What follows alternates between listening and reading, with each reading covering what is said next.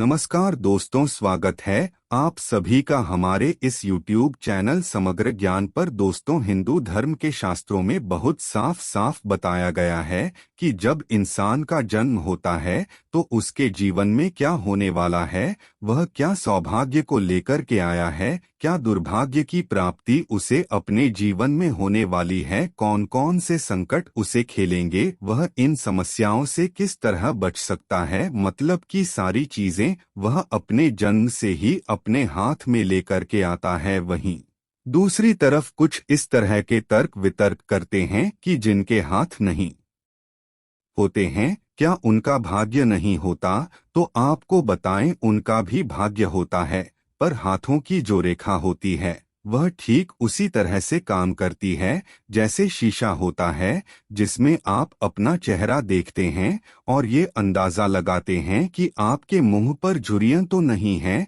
या फिर भविष्य में चलकर की झुर्रियां तो नहीं आने वाली है। अगर आपको कुछ इस तरह के संकेत दिखाई देते हैं तो आप सतर्क हो जाते हैं कि इसी तरह दोस्तों जो हाथों की लकीरें होती हैं वह आपको आने वाले भाग्य के बारे में पहले बता देती हैं।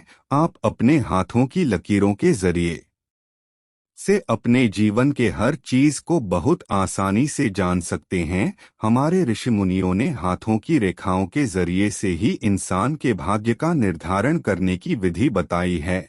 बता दे, हाथों की रेखा ही बताती है कि मानव कितना किस्मत वाला है, कितना सौभाग्यशाली है, कौन कौन सी परेशानियों का सामना उसे अपने जीवन में करना पड़ेगा। ऐसी सभी चीजों के बारे में जानकारी बहुत आसानी के साथ हथेली की रेखाओं के जरिए से इंसान जान सकता है। पर दोस्तों, हाथों की लकीर इंसान के काम के आधार पर बदलती रहती हैं। आपने खुद देखा ही होगा, आपके बचपन की हथेलियों की जो रेखा थी या फिर आज से कुछ साल पहले आपकी हथेली में जो रेखा थी, वर्तमान समय में वैसे आपकी हथेली की रेखा नहीं है। अगर आप हर रोज अपनी हथेलियों का दर्शन करेंगे तो आप इसे आसानी से अनुभव कर सकेंगे। शास्त्रों में बताया गया है कि जो मानव हर दिन अच्छे काम करता है, लोगों की सेवा करता है, तो उसके हाथ की लकीरों में वृद्धि देखने को मिलेगी। मतलब कि कोई भी लकीर, जैसे कि भाग्य रेखा, जीवन रेखा कमजोर होती है तो वह बढ़ती है। दोस्तों, हाथ का हमारे जीवन में बहुत महत्वपूर्ण और खास स्थान होता है। इसके बारे में आपको बताने की ज्यादा जरूरत नहीं है। देखा जाए तो बाकी अंगों की तुलना में हाथ बहुत ही जरूरी अंग होता है, क्योंकि इंसान का पूरा 7 चक्र हाथ में वास करता है। बता दें, एक्यूप्रेशर के जरिए से बड़ी बीमारियों को बहुत आसानी से ठीक कर सकते हैं। इंसान के हाथ में जितनी नाड़ियां, मतलब की पॉइंट होते हैं, वह भी दुर्भाग्य को सौभाग्य में बदलने के लिए बहुत ही असरदार समझे जाते हैं। तो दोस्तों, आज की इस वीडियो में हम आपको बताने वाले हैं कैसे आप अपने हाथों के जरिए से दुर्भाग्य को सौभाग्य में बदल सकते हैं। आज की ये वीडियो बहुत ही जरूरी होने वाली है, इसलिए वीडियो को अंत तक देखें और चैनल पर पहली बार आए हैं तो चैनल को सब्सक्राइब कर लीजिए, जिससे आपको समय समय पर इसी तरह की जरूरी जानकारी मिलती रहे। तो दोस्तों, आपको बताना चाहेंगे, जब भी आपके जीवन में किसी भी तरह की कोई रुकावट आती है, संकट आपको घेरने लगता है, दुश्मन आपको परेशान करता है या फिर कर्ज की परेशानी रहती है, तो आपको एक छोटा सा नियम बनाना है कि आपके घर के आसपास जहां पर भी आपको हनुमान मंदिर दिखता है, वहां पर हर दिन जाना प्रारंभ कर दीजिए। अगर सच्चे दिल से हनुमान जी की सेवा करेंगे तो इससे जीवन में चल रही सभी तरह की परेशानियां दूर हो जाती हैं। बड़े से बड़ी परेशानी, भयंकर से भयंकर बीमारी छूमंतर हो जाती है। आपको बजरंगबली को रुपया, पैसा या फिर किसी भी तरह की कोई वस्तु चढ़ाने की जरूरत नहीं है। हनुमान जी को खुश करने के लिए बस आपको अपने घर से सिंदूर का चोला चमेली के तेल में मिलाकर लेना है और हनुमान जी के पूरे शरीर पर रखते हुए दोनों हाथों को कुछ इस तरह रगड़ना है कि आपके दोनों हाथों में घर्षण पैदा होने लगे, मतलब कि आपके हाथ गर्म होने लग जाएं।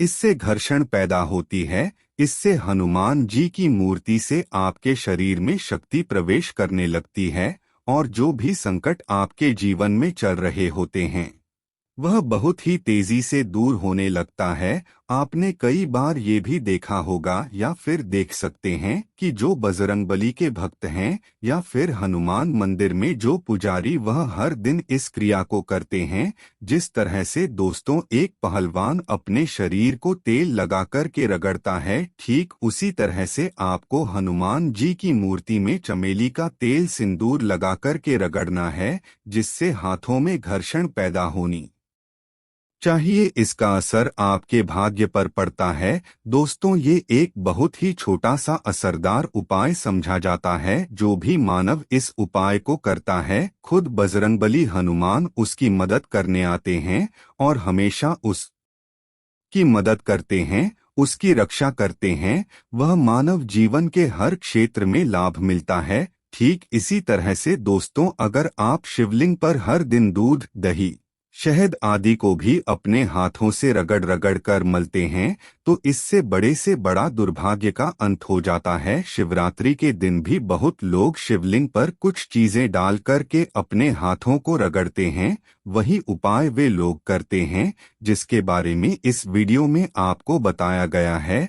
आप अपने जीवन के दुर्भाग्य को, धन की परेशानी को और कई तरह की परेशानी जो आपके जीवन में आती है उससे छुटकारा पाने के लिए अलग अलग चीजों का इस्तेमाल करके अपने हाथों को रगड़ सकते हैं। जैसे कि दोस्तों अगर आप जो भगवान शिव के शिवलिंग पर करते हैं तो इससे जीवन में आने वाले क्रोध की गति को आप कम कर सकते हैं। जो लोग बहुत जल्दी ही क्रोधित हो जाते हैं, जिनके माता पिता दुखी रहते हैं कि उनके बच्चे बहुत ही जल्दी क्रोध करते हैं, तो उन लोगों को अपने बच्चों के हाथों में दही को रगड़ रगड़ के शिवलिंग पर चढ़ाने को बोलना चाहिए। इससे उनका क्रोध कम होगा है। इसके साथ ही दोस्तों अगर आप शिवलिंग पर एक लोटा जल चढ़ाते हुए अपने हाथों को रगड़ते हैं तो इससे आपके दुर्भाग्य का अंत होता है।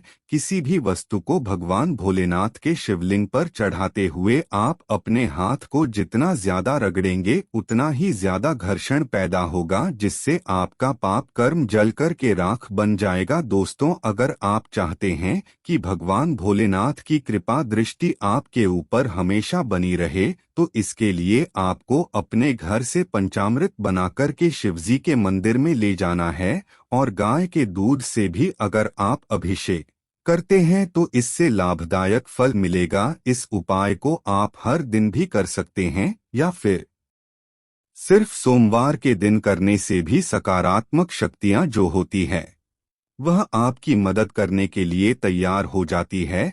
दृश्य शक्तियों के जरिए से आपके सभी तरह के काम पूरे होने लगते हैं। बता दें इस संसार में जितनी भी अदृश्य शक्तियां कार्यशील है सभी की सभी केवल भगवान शिव की ही भक्त हैं। भगवान भोलेनाथ की कृपा मिल गई तो समझो सभी तरह की अदृश्य शक्तियां आपके लिए काम करना शुरू कर देती। साथ ही दोस्तों आप कुछ समय शिवलिंग के पास बैठकर व्यतीत करते हैं तो इससे आपको सकारात्मक ऊर्जा भी मिलती। अगर शिवलिंग पर आप मक्खन को अर्पित करते हुए अपने हाथों को रगड़ते हैं तो इससे धन मिलने के योग बनने लगते हैं, नौकरी मिलने के योग भी बनने लगते हैं। दोस्तों इन क्रियाओं को हर दिन करना शुरू कर दें या फिर सिर्फ सोमवार के दिन करेंगे तो आपको लाभ मिलना शुरू हो जाएगा। तो दोस्तों आज के लिए बस इतना ही, फिर मिलेंगे एक नई वीडियो में। तब तक के लिए नमस्कार।